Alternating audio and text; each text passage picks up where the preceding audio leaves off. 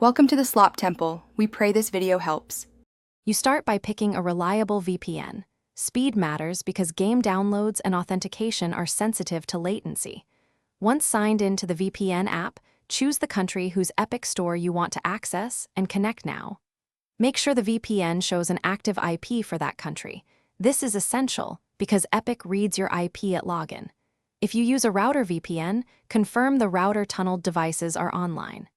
Now, keep the VPN connected while you move to the launcher. Once connected, configure your VPN. Enable the kill switch to prevent IP leaks and select a fast protocol like WireGuard or UDP for gaming.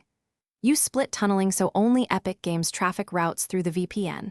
That reduces lag elsewhere. After settings, clear the Epic cache or delete the web cache folder, then open the launcher while the VPN is active. Sign in.